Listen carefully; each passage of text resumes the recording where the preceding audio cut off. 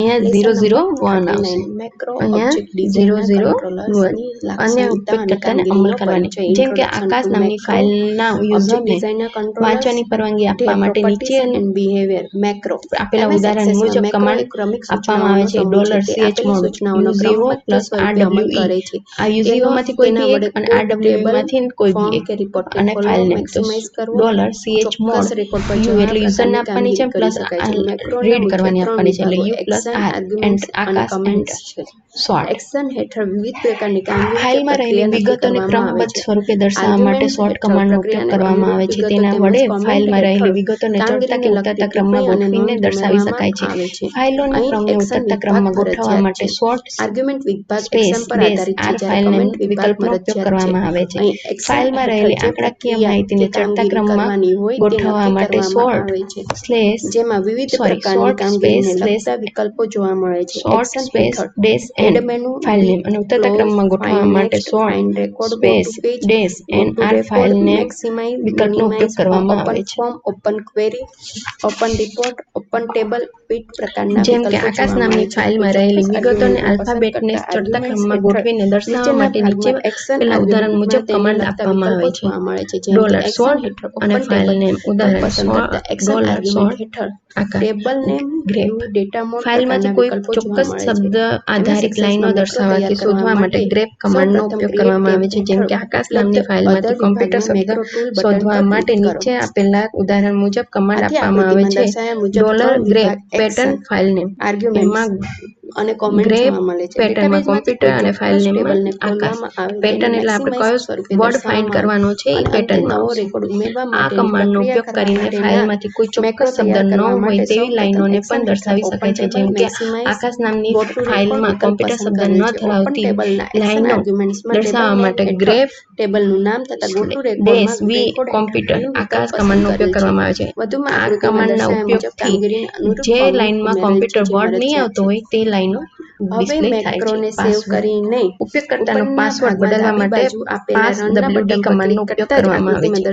તેના વડે હાલમાં લોગિન થયેલા ઉપયોગકર્તાનો પાસવર્ડ બદલી શકાય છે. ઉપયોગકર્તાનો પાસવર્ડ બદલવા માટે passwd કમાન્ડ ટાઈપ કરી એન્ટર આપવામાં આવે છે. ત્યારબાદ જૂનો પાસવર્ડ અને નવો પાસવર્ડ દાખલ કરવાની જણાવવામાં આવે છે. ઉપયોગકર્તાનો પાસવર્ડ બદલવા માટે અગાઉનો જૂનો પાસવર્ડ દાખલ કરવો જરૂરી છે.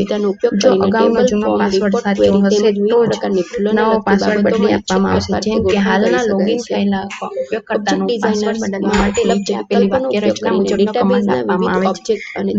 $passwd સેટિંગમાં ઈચ્છાનુસાર ફેરફાર કરી શકાય.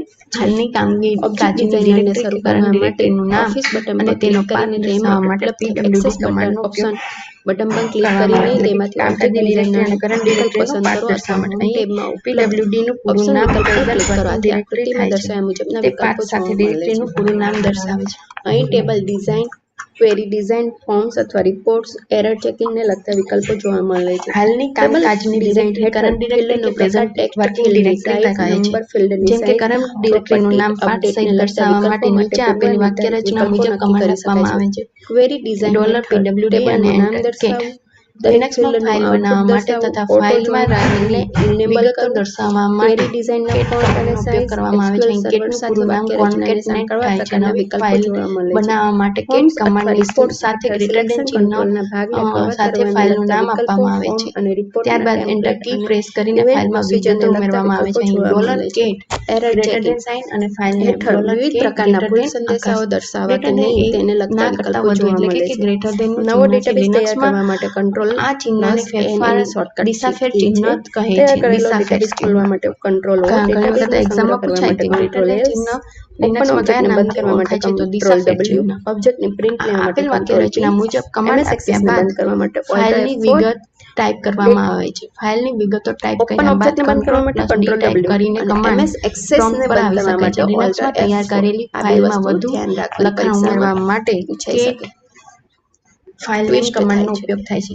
પસંદ કરેલા ફાઇલમાં કંટ્રોલને કોપી રહેલી કરવા વિગતો માટે દર્શાવવા કંટ્રોલ માટે સી, કેટ કમાન્ડ તમામ રેકોર્ડને લખ્યા બાદ એક સાથે ફાઇલનું નામ પસંદ કરવા આપીને માટે એન્ટર કંટ્રોલ એ, આપવામાં આવે છે. રિબનને અહીં દર્શાવવા અને આકાશ નામની સંતાડવા માટે ફાઇલમાં રહેલી કંટ્રોલ વિગતો F1, કંટ્રોલ મેનુ દર્શાવવા માટે ઓલ્ટર ને પ્લસ સ્પેસ, દર્શાવવામાં આવે છે. શોર્ટકટ મેનુ કેટ દર્શાવવા ફાઇલ માટે name shift F10, cat property વિન્ડોને ખોલવા આકાશ માટે ઓલ્ટર પ્લસ એન્ટ્રોલ, કેટ એન્ટર, કમાન્ડ વડે વિઝ્યુઅલ એકસાથે એક બેઝિકનું કરતાં વધુ એડિટર ફાઇલમાં ઓપન કરવા રહેલી માટે વિગતોને ઓલ્ટર પણ દર્શાવી F11, શકાય છે. અહીં સૌ ઓટો ફિલ્ટર પ્રથમ ઓન ઓફ કરવા માટે આકાશ કંટ્રોલ નામની ટી, ફાઇલની વિગત પસંદ અને કરેલા ત્યારબાદ ફિલ્ડમાં અમર ડેટા નામની નીચે ફાઇલની ક્રમમાં વિગત ગોઠવવા માટે એક કંટ્રોલ પછી એક દર્શાવવા માટે નીચે આપેલા ઉદાહરણ પસંદ મુજબ કરેલા કમાન્ડ ફિલ્ડમાં આપવામાં ડેટાને આવે છે. ઉતરતા ક્રમમાં કેટ ગોઠવવા ફાઇલ માટે નેમ 1 કંટ્રોલ અને plus file shift name plus 2. Z.